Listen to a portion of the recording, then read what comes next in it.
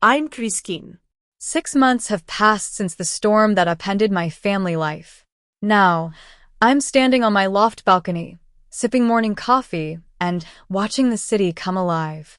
It's May, and the air is filled with the scent of spring rain and new beginnings. My savings account is $89,000 richer than it was last November, a testament to 6 months free from being my brother's safety net. I remember the moment when it all came to a head. It was a Sunday brunch at the Ashford. I sat across the table from my brother, Ethan, and our parents. Ethan slid his phone over to show our parents a Tesla configurator. Deep blue with cream interior. $127,000. After closing costs, I'll still have $810,000, he said nonchalantly, as if it were nothing. I might put $200,000 into expanding my restaurant. My fork stopped midway to my mouth. Ethan had a history of failed business ventures. His Mediterranean restaurant lasted only 11 months, and the farm-to-table place couldn't even pay the rent after 6. Now, he wanted to expand an Italian joint that was barely breaking even. Mom, ever the enabler, said, "That's wonderful, sweetheart." She had ordered a champagne omelet, while Dad was enjoying steak and eggs with extra hollandaise. "Such smart planning," she added. I swallowed my bite of French toast. "What loft?" I asked. Ethan didn't even look at me. "The downtown property. The buyers are a tech couple from California. All cash, no contingencies," he said, scrolling through more Tesla options.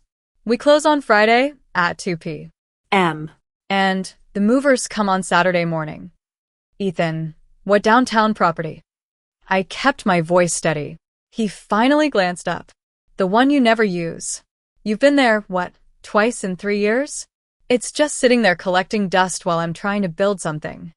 Through the window, I could see his leased Audi, which he was months behind on payments. "You're selling my loft." "Our family's loft," I said. Mom dabbed her mouth with a linen napkin. "Really, Christine, Ethan is putting it to good use. You're always so focused on work. Do you even remember the last time you stayed there?" I did remember.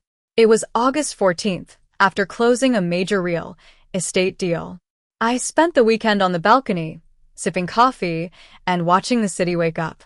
The loft was a 2,200 square foot space with exposed brick and floor to ceiling windows.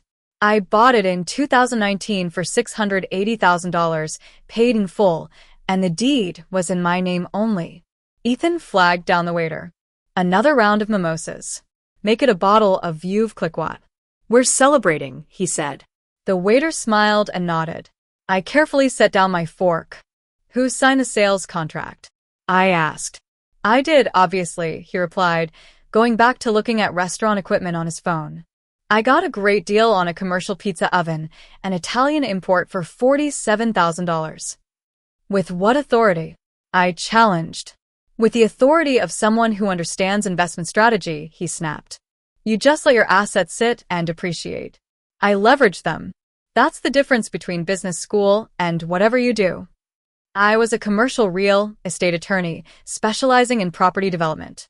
I'd closed $340 million in deals last year. Ethan had an MBA from a local university that he took 6 years to finish and a long list of failed business attempts. Dad cleared his throat. "Christine, your brother worked hard on this sale. You should be supportive." Mom added, "The buyers are lovely. They're expecting a baby. It'll be a wonderful home for them." A wonderful home, my home. The loft I'd saved for through law school, working 60-hour weeks while Ethan bounced from one half-baked idea to another. I asked, "When did you list it?" 6 weeks ago. Multiple offers in the first weekend. The market is hot. These buyers offered $950,000, all cash, 15-day close, he said, looking up from his phone. "You're welcome. That's a $270,000 gain." The champagne arrived, and Ethan raised his glass. "To new beginnings." Mom and Dad lifted their glasses, but I left mine on the table. "I need to go," I said. Mom's voice carried a gentle disappointment. "You haven't finished your food. We so rarely have family brunch anymore." I stood up, and the chair scraped against the hardwood floor. "Enjoy the champagne," I said. Dad said, "Don't be like this," but it felt like he was talking to the air. As I got in my car, an email arrived. It was from a title company, informing me that the sale of my loft was void because Ethan had no legal authority to convey the property. He had forged my signature on all the documents. I forwarded the email to my attorney, David. That's when I opened the ghost ledger I'd been keeping for 3 years. It was a record of every emotional cost, every time Ethan took advantage of me, and every time my parents downplayed my achievements. There were 63 entries in that ledger. The first entry was from 2020, when I helped Ethan set up his first restaurant. I spent 6 hours hanging lights, but he thanked the interior designer in his speech and forgot about me. The cost? My sense of validation and self-worth.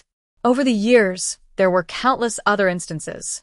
When I made partner at my law firm in 2021, Mom's first question was about Ethan's new business. When I brought expensive wine to Thanksgiving in 2022, Mom said I was extravagant, while Ethan, who brought store-bought rolls, was more grounded. The final straw was last Christmas. I gave Ethan a $500 restaurant supply gift card, but he barely glanced at it and spent 20 minutes showing off the coffee maker Mom gave him. Later, I found the gift card still in its envelope on the counter. That night, I decided enough was enough. I would document everything and wait for the right moment to stand up for myself. David called me at 2 p.m. I told him everything. He said it was wire fraud, forgery, and potentially theft of real property. "This will destroy your family relationship," he warned. But I knew my family had already destroyed that relationship. I was just putting an end to it. Over the next few weeks, the evidence piled up. Ethan had forged my signature on all the documents, and the listing agent was liable for negligence. The DA opened a fraud investigation. Ethan showed up at my office, but I had security escort him out. Mom showed up at my loft with a key she shouldn't have had. She said I was ruining the family, but I told her she was trespassing. When she refused to leave, I threatened to call the police. In the end, Ethan took a plea. He was sentenced to 2 years of probation, 200 hours of community service, and had to pay back the $8,400 he'd borrowed from me. The DA issued a press release, and Marcus's business fell apart. His investors pulled out, and his restaurant closed. My family tried to appeal, but all their motions were denied. Now, I'm free from the constant drama. My phone doesn't ring with family emergencies anymore. The silence, at first strange, now feels like peace. I've learned that family isn't defined by blood. It's about who supports you, who celebrates your victories, and who would never betray you. I'm finally in the black, and I'm ready to embrace a new chapter in my life.